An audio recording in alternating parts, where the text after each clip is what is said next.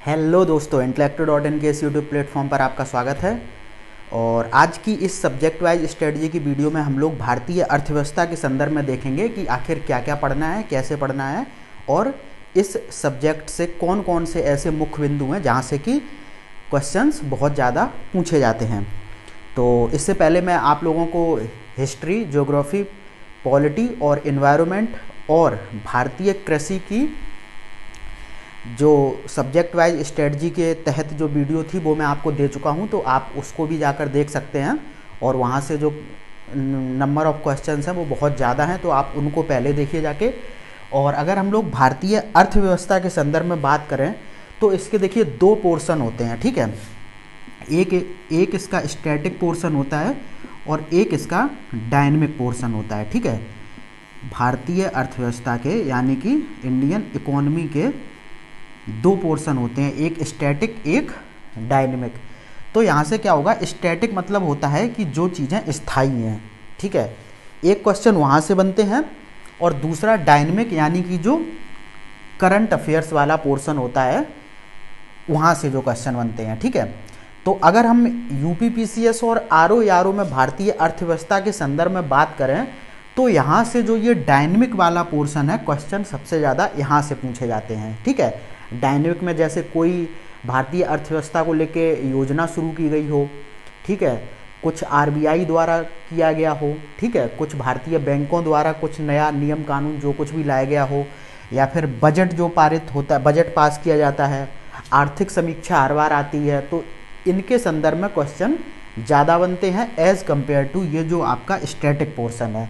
लेकिन फिर भी हम लोग स्टैटिक पोर्शन को छोड़ेंगे नहीं, क्योंकि अगर आपको पूर्ण रूप से और एक बेहतर तैयारी करनी है और आपको सिलेक्ट होना है तो आपको सारी चीज़ों पर अपना ध्यान देना होगा। तो हम लोग आज इसी स्टैटिक पोर्शन की बात करने वाले हैं। बाद बाकी डायनेमिक तो मैंने आपको बता ही दिया, कोई भी अर्थव्यवस्था से संबंधित योजना आई हो या फिर बजट हो या फिर आर्थिक समीक्षा हो, ये सारी चीज़ें होती रहती हैं, तो वो तो आप करंट अफेयर्स के अंतर्गत पढ़ ही लेंगे। बात यहाँ पर जो हम लोग आज करेंगे वो करेंगे इसके स्टैटिक पोर्शन के बारे में, ठीक है।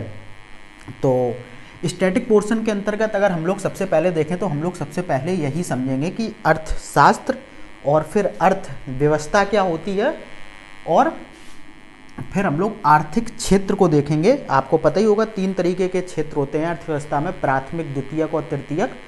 तो इनको आप देख लेंगे कि इनके अंतर्गत कौन कौन सी गतिविधियाँ शामिल की जाती हैं।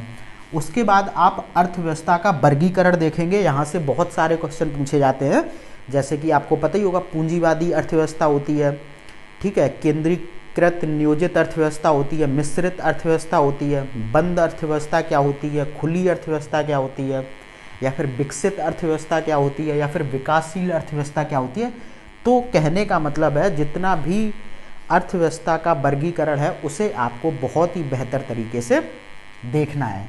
उसके बाद अगला टॉपिक जो आपका है वो ये है कि आपको समझना है कि ब्रिटिश काल में भारतीय अर्थव्यवस्था की स्थिति क्या थी। और यहाँ पर मैंने जो एनालाइज किया है सबसे ज़्यादा क्वेश्चन बने हैं जो ब्रिटिश काल में अंग्रेज़ों की भू राजस्व व्यवस्था यहाँ पर स्थापित की गई थी, उनसे संबंधित क्वेश्चन बहुत ज़्यादा पूछे जाते हैं। जैसे आपको पता ही होगा स्थायी बंदोबस्त किया गया था, रैयतवाड़ी प्रणाली थी, महालवाड़ी प्रणाली थी, तो ये सब क्या थे, किन किन क्षेत्रों पर थे, ठीक है, इसके अंतर्गत कौन कौन से प्रावधान थे। तो ये सारी चीज़ें आपको भू राजस्व व्यवस्था जो ब्रिटिश काल में भारत में लागू थी उसके संबंध में पढ़ना है, ठीक है। इसके बाद एक बहुत ही इंपॉर्टेंट टॉपिक है राष्ट्रीय आय, ठीक है, नेशनल इनकम। यहाँ से बहुत ज़्यादा क्वेश्चन पूछे जाते हैं। और देखिए यहाँ से क्वेश्चन बने कहाँ कहाँ से हैं, जो आपको अपना मुख्य फोकस बिंदु रखना है। एक तो राष्ट्रीय आय क्या होती है, इसमें किन किन चीज़ों को शामिल किया जाता है, ठीक है, और इसमें कौन कौन सी अवधारणाएं होती हैं। तो राष्ट्रीय आय में आपको पता ही होगा कि राष्ट्रीय आय होती है, सकल राष्ट्रीय आय क्या होती है, शुद्ध राष्ट्रीय आय क्या होती है, इसी के अंतर्गत आप जीडीपी देखेंगे, ठीक है, और इसी के अंतर्गत आप देखेंगे कि प्रति व्यक्ति आय क्या होती है, इसको कैसे निकाला जाता है, और राष्ट्रीय आय के मापन की विधियाँ। ये बहुत इंपॉर्टेंट है कि राष्ट्रीय आय को यानी कि एक देश की नेशनल इनकम को किस तरीके से मापा जाता है, कौन कौन सी विधियों का प्रयोग किया जाता है। तो ये आपको राष्ट्रीय आय के संदर्भ में पढ़ना है।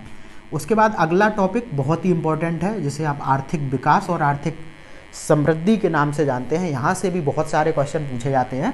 तो सबसे पहले यहाँ पर आपको पता होना चाहिए कि आर्थिक विकास या फिर आर्थिक समृद्धि क्या होती है, ठीक है, इनमें कौन कौन से घटक शामिल हैं और आर्थिक विकास और आर्थिक समृद्धि में अंतर क्या होता है, ये भी चीज़ आपको पता होनी चाहिए। और फिर इनका मापन कैसे करते हैं, इनके मापन की विधियाँ क्या हैं, ठीक है, और आर्थिक विकास और आर्थिक समृद्धि से संबंधित जो भी अवधारणाएं हैं उनके बारे में भी आपको पता होना चाहिए।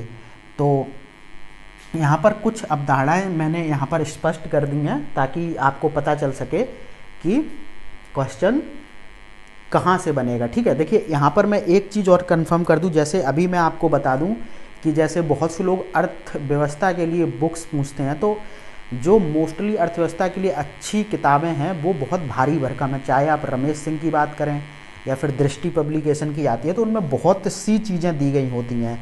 तो अगर आप इस चीज़ को बहुत अच्छी तरीके से समझ लेंगे तो आपको फिर उस 500-600 पेजेस की उस बुक में से ये कंफर्म हो जाएगा आपको कि आपको वहाँ से क्या पढ़ना है और कितना आप वहाँ से अपने एग्ज़ाम लायक बातें निकाल सकते हैं, ठीक है। तो इसीलिए मैं कह रहा हूँ इस वीडियो को बहुत हल्के में ना लें, चीज़ों को बहुत ही बेहतर तरीके से समझें और अपनी स्ट्रेटजी मेकिंग में इसको शामिल करें, ठीक है। तो अवधारणाओं में एक कुजनेट्स वक्र है, उससे संबंधित बहुत ज़्यादा क्वेश्चन पूछे गए हैं। फिर एक गरीबी का दुष्चक्र सिद्धांत दिया गया है, तो उसके बारे में आपको पढ़ना है।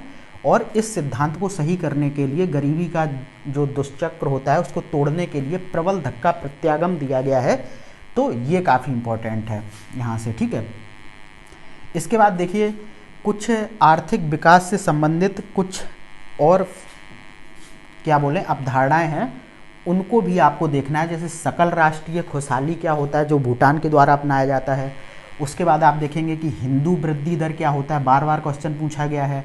हरित लेखांकन क्या होता है या फिर हरित वित्त क्या होता है। तो ये सारी चीज़ें आपको आर्थिक विकास की अवधारणाओं के संदर्भ में समझनी है, ठीक है। उसके बाद अगला टॉपिक है बेरोजगारी, और काफ़ी इम्पोर्टेंट है ये। तो यहाँ पर आपको देखिए क्या क्या समझना है मैं आपको बता दूँ। तो बेरोजगारी में क्या बेरोजगारी क्या होती है, ठीक है। वैसे तो देखिए आप लोग सभी जानते हैं कि बेरोजगारी क्या है, गरीबी क्या है, लेकिन आपको यहाँ पर इकोनॉमिक्स के टर्म में पढ़ना है। यहाँ पर जो आप चीज़ें समझेंगे वो इकोनॉमिक्स के टर्म में होंगी, कुछ तथ्य होंगे, उन्हीं के आधार पर हम किसी व्यक्ति को बेरोजगार कह सकते हैं, ठीक है। तो ये सारी चीज़ें आपको यहाँ पर देखनी है। उसके बाद बेरोजगारी के प्रकार क्या होते हैं, जैसे आपने देखा होगा प्रच्छन्न बेरोजगारी होती है, गुप्त बेरोजगारी होती है, मौसमी बेरोजगारी, तो ये सारी चीज़ें आपको पढ़नी है। उसके बाद बेरोजगारी का मापन भारत के अंतर्गत कैसे किया जाता है, क्या क्या इसकी विधियाँ हैं, ये सारी चीज़ें आपको समझनी है। उसके बाद जो भारत सरकार और फिर जो राज्य सरकार द्वारा, यानी कि अगर आप उत्तर प्रदेश की परीक्षा दे रहे हैं तो फिर जो भी उत्तर प्रदेश सरकार और जो भारत सरकार द्वारा बेरोजगारी निवारण कार्यक्रम चलाए जाते हैं, विभिन्न योजनाएं चलाई जाती हैं, उनके संदर्भ में आपको पता होना चाहिए। और जो बहुत पहले से चलती चली आ रही है, जैसे आपको भी पता होगा नरेगा वगैरह जो योजनाएं चलती हैं, उनका मुख्य उद्देश्य लोगों को रोजगार देना ही होता है। तो ये सारी चीज़ें आपको बहुत अच्छी तरीके से पढ़ लेनी है। और योजनाओं के संबंध में एक ही चीज़ ज़्यादा देखनी है कि इनको कब शुरू किया गया, इनका नोडल मंत्रालय कौन सा है, ये चीज़ ज़रूर ध्यान रखना। नोडल मंत्रालय, बहुत से लोग इसे मिस कर देते हैं। नोडल मंत्रालय का मतलब होता है कि उस योजना को किस मंत्रालय द्वारा चलाया जा रहा है, ठीक है। तो ये चीज़ें आप यहाँ पर देख लेंगे और कौन कौन उससे लाभान्वित हो रहा है, बस ये चीज़ें आपको बेरोजगारी निवारण कार्यक्रम या फिर योजनाओं के संदर्भ में देखनी है। उसके बाद अगला टॉपिक आपका है गरीबी। तो गरीबी होती क्या है इकोनॉमिक्स के टर्म में, ठीक है, किस व्यक्ति को हम गरीब कह सकते हैं, ये सारी चीज़ें आपको गरीबी के संदर्भ में पढ़नी है। फिर इसका मापन कैसे किया जाता है, तो मापन की जो विधियां हैं उनमें लॉरेंज वक्र और फिर गिनी गुणांक बहुत ही महत्वपूर्ण है। और यहाँ पर जो गरीबी के मापन हेतु जो समितियाँ भारतीय सरकार द्वारा गठित की गई हैं, तो उनसे संबंधित भी क्वेश्चन बहुत पूछे जाते हैं। जैसे तेंदुलकर समिति है, लकड़वाल समिति है, तो ये सारी चीज़ें आपको पता होना चाहिए कि इनका गठन कब हुआ, क्या इनके सुझाव रहे थे, भारत में इन्होंने गरीबी के क्या आंकड़े प्रस्तुत किए, ये सारी चीज़ें आपको गरीबी से मापन जितनी भी समितियां गठित की गई उनके संदर्भ में पता होना चाहिए। फिर एक बहुत ही इंपॉर्टेंट टॉपिक आपका इंडियन इकोनॉमी से पूछा जाता है, वो है राजकोषीय नीति, जिसे आप फिस्कल पॉलिसी के नाम से जानते हैं। तो इसमें आपको समझना है कि आखिर राजकोषीय नीति होती क्या है, ठीक है, क्यों राजकोषीय नीति सरकार द्वारा बनाई जाती है, यानी कि क्या इसके उद्देश्य होते हैं और किन किन चीज़ों को इसमें शामिल किया जाता है। तो अब देखिए इसके जो घटक हैं उन्हीं को आपको पढ़ना है। तो इसमें बजट को शामिल किया जाता है, आर्थिक सर्वेक्षण को शामिल किया जाता है, और सरकार की आय कैसी होती है, यानी कि जो सार्वजनिक आय होती है सरकार की, सरकार का व्यय कैसे होता है, और भारत में जो कर संरचना है उसके बारे में आपको पढ़ना है कि कर क्या होता है, क्या कर के प्रकार होते हैं, कौन सा डायरेक्ट टैक्स होता है, कौन सा इनडायरेक्ट टैक्स होता है, राजकोषीय घाटा क्या होता है, बजट घाटा क्या होता है, प्राथमिक घाटा क्या होता है। तो ये सारी चीज़ें आपको राजकोषीय नीति के घटक के रूप में पढ़नी है, और इन्हीं को जब आप अच्छी तरीके से पढ़ लेंगे तो पूरी राजकोषीय नीति आपकी कंप्लीट हो जाएगी। इसके बाद देखिए अगला क्या है, अगला है मुद्रा एवं बैंकिंग प्रणाली। तो यहाँ से भी क्वेश्चन बनते हैं। अब देखिए मैं आपको बताऊँ कहाँ कहाँ से क्वेश्चन बनते हैं। एक तो वित्त बाजार क्या होता है और इसमें किन किन चीज़ों को शामिल किया जाता है, एक यहाँ से क्वेश्चन बनता है। फिर मुद्रा क्या होती है, मुद्रा के कार्य क्या होते हैं, और मुद्रा के प्रकार क्या होते हैं। तो ये सारी चीज़ें आपको पता होनी चाहिए। आपको भी पता होगा मुद्रा कई तरीके की होती है, जैसे आप हॉट मनी होती है, पेपर मनी होती है, प्लास्टिक मनी होती है, सॉफ्ट मनी होती है, हार्ड मनी होती है। तो ये सारी चीज़ें आपको पता होनी चाहिए कि ये क्या होती है। उसके बाद आपको आरबीआई के संदर्भ में बहुत अच्छी तरीके से पढ़ना है कि आरबीआई का गठन कैसे क्या कब किया गया था, यानी कि इसके इतिहास को भी देख लेना है, और यहाँ से आप ये चीज़ भी देख लेंगे कि इसकी कार्यप्रणाली क्या है, ठीक है, इसकी जो सदस्य संरचना है वो क्या है, और इसके द्वारा मौद्रिक नीति जारी की जाती है तो उसको कैसे संचालित किया जाता है आरबीआई द्वारा, और मौद्रिक नीति के कौन कौन से उपकरण हैं आपको भी पता होगा।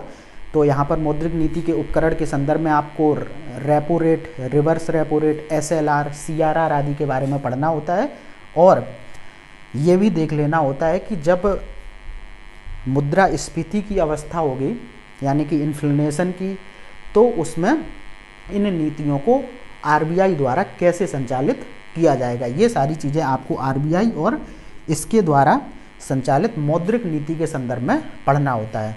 उसके बाद भारत में कितने प्रकार के बैंक हैं, ठीक है, ये आपको पढ़ना होता है। कौन सा वाणिज्यिक बैंक है, सार्वजनिक बैंक किसे बोलते हैं, ठीक है, और भूमि विकास बैंक होते हैं, और ग्रामीण बैंक होते हैं, सहकारी बैंक होते हैं। तो ये बहुत सारे बैंकों के प्रकार हैं भारत में, तो सभी आपको देख लेना है। और जो मुख्य बैंक है उनकी स्थापना कब हुई, कैसे हुई, और कब बैंकों का राष्ट्रीयकरण आदि किया गया, ये सारी चीज़ें आपको बैंकों के संदर्भ में देखनी है। उसके बाद यहाँ पर देखें तो समितियों के संदर्भ में खूब क्वेश्चन पूछे जाते हैं, चाहे वो यहाँ पर राजकोषीय नीति हो या फिर बैंकिंग प्रणाली हो। तो जितनी भी इनको लेके सरकार द्वारा जो समितियाँ गठित की जाती हैं वहाँ से बहुत क्वेश्चन बनते हैं, और क्वेश्चन सीधा ये बनता है कि ये समिति कब गठित की गई। तो यानी कि एक तो इनके गठन का जो वर्ष है वो आपको याद होना चाहिए, दूसरा ये किसके लिए गठित की गई, कर के लिए की गई, ठीक है, बजट के लिए की गई, या फिर ये बैंकिंग में सुधार के लिए की गई। तो ये उनका उद्देश्य और उनका स्थापना वर्ष आपको पता होना चाहिए। फिर यहाँ से एक टॉपिक आपका आएगा विमुद्रीकरण। इसे आपको सही से पढ़ लेना है कि विमुद्रीकरण क्या होता है और भारत में अब तक कितनी बार विमुद्रीकरण किया जा चुका है। तो ये सारी चीज़ें यहाँ से पूछी जाती हैं। उसके बाद मुद्रास्फीति अगला टॉपिक आपका यहाँ से पूछा जाएगा। तो यहाँ पर आपको एक ही चीज़ समझनी है कि क्या होता है, इनमें कौन कौन सी अवधारणाएं शामिल हैं। तो मुद्रास्फीति की अवधारणाओं में आपको पता ही होगा बहुत सी चीज़ें होती हैं, जैसे डिसइन्फ्लेशन होता है, स्टैगफ्लेशन होता है, ठीक है। तो इन सारी चीज़ों को आपको पता होना चाहिए। फिर अर्थव्यवस्था पर मुद्रास्फीति का प्रभाव क्या पड़ता है, ठीक है, ये आपको समझना है। फिर कितने प्रकार की मुद्रास्फीति होती है ये आपको बहुत अच्छी तरीके से पता होना चाहिए। और फिर किन विधियों द्वारा मुद्रास्फीति की गणना या फिर इसका मापन किया जाता है ये भी आपको पता होना चाहिए। उसके बाद देखिए अगला टॉपिक है प्रतिभूति बाजार यानी कि शेयर बाजार। तो शेयर बाजार के संदर्भ में आपको दो तीन चीज़ें पढ़नी है। एक तो सेबी के बारे में पढ़ लेना है, सेबी आपको पता ही होगा, security exchange board of India, एक ये, और दूसरा जो भारत में शेयर बाज़ार हैं जैसे कि Bombay stock exchange, national stock exchange, ठीक है, इन सब के बारे में आपको पढ़ना होता है। और कुछ यहाँ से संबंधित शब्दावलियाँ होती हैं उनको आपको समझना है। उन शब्दावलियों में आपको पता ही होगा, जैसे शेयर बाज़ार में कुछ दलाल काम करते हैं तो बियर बोलते हैं उनको, बुल बोलते हैं, तेजड़िया, मंदड़िया, ठीक है। और आप देखेंगे यहाँ पर आप समझ सकते हैं कि शेयर क्या होता है, डिवेंचर क्या होते हैं, ऐसे ही आप समझे यहाँ पर इनसाइड ट्रेडिंग क्या होती है, ठीक है, एंजल निवेशक क्या होता है, म्यूचुअल फंड क्या होता है। तो ये सारी चीज़ें आपको शेयर बाज़ार के संदर्भ में पता होनी चाहिए। और यहाँ पर मैं ऐसे ही नहीं बोल रहा हूँ, बहुत एनालाइज करके बोल रहा हूँ, और यहाँ से क्वेश्चन हर बार बना है।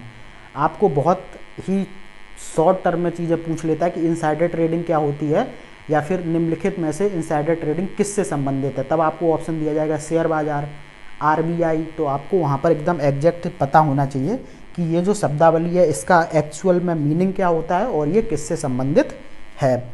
उसके बाद अगला टॉपिक तो नहीं है, ये कुछ चीज़ें हैं जो मैंने उठा ली हैं, तो ये भी आप देखते चलिए। एक तो विदेशी मुद्रा भंडार क्या होता है, ठीक है, उसके बाद अवमूल्यन क्या होता है, अधिमूल्यन क्या होता है, ये समझना। फिर फॉरेन डायरेक्ट इन्वेस्टमेंट, इसको बहुत अच्छी तरीके से समझना है। उसके बाद जितने भी राष्ट्रीय और अंतर्राष्ट्रीय आर्थिक संगठन है, चाहे वो विश्व बैंक हो या फिर भारत के अंतर्गत बहुत से हैं, उनको समझना है। और जैसे IMF है, ठीक है, WTO है, ये जितने भी अंतर्राष्ट्रीय या फिर राष्ट्रीय आर्थिक संगठन है इनको आपको पढ़ना है, इनके बारे में। और भारत की औद्योगिक नीति क्या है, पहली नीति कब जारी की गई थी, इसी में आप देख लेंगे कि 1991 में क्या हुआ था, तो ये सारी चीज़ें देखनी है। उसके बाद आर्थिक नियोजन कार्यक्रम, तो पहली तो आपको आर्थिक नियोजन के विषय में ही पढ़ना है, फिर आर्थिक नियोजन कार्यक्रम। और जितने भी आर्थिक नियोजन कार्यक्रम है इसमें आपको एक ही चीज़ पर ध्यान देना है कि इनको कब स्टार्ट किया गया, कौन कौन से लाभान्वित लोग हैं और इसे किसके द्वारा स्टार्ट किया गया। बस 3 चीज़ें आपको यहाँ से देखनी है। और देखिए, पंचवर्षीय योजनाओं के संबंध में आप क्वेश्चन तो बहुत कम पूछे जाते हैं, लेकिन फिर भी मेरा मानना ये है कि आप जितने भी पंचवर्षीय योजनाएं हैं एक बार देख लें कि इसका मॉडल किस पर आधारित था और किस पंचवर्षीय योजना का क्या मुख्य उद्देश्य था। ये चीज़ें आपको समझनी है। तो इससे अगर आप बहुत अच्छी तरीके से देख लेंगे तो आप जो इकोनॉमिक्स का स्टैटिक पोर्शन है ये बहुत ही अच्छी तरीके से तैयार हो जाएगा। बाद बाकी आप करंट अफेयर्स के अंतर्गत डायनेमिक पोर्शन को तो तैयार कर ही लेंगे। तो इस तरीके से यहाँ से जितने भी क्वेश्चन बने, अगर स्टैटिक और डायनेमिक मिला के मान के चलिए आपके 10 से 12 क्वेश्चन UPPCS में बनते हैं, और या फिर यहाँ पर 6 से 8 क्वेश्चन आपके जो RO में पूछे जाते हैं वो पूरी तरीके से आपको यहीं से मिल जाएंगे। यानी कि यहाँ से कहने का मतलब है स्टैटिक प्लस डायनेमिक, अगर करंट आपने सही से कर ली तो दोनों यहाँ से क्वेश्चन आपको मिल जाएंगे, दोनों ही प्रकृति के। तो चलिए फिर ये हो गया आपका भारतीय अर्थव्यवस्था की स्ट्रेटजी। अब अगली वीडियो में हम लोग बात करेंगे जीव विज्ञान के बारे में। तो फिर मिलते हैं अगली वीडियो में, तब तक के लिए धन्यवाद।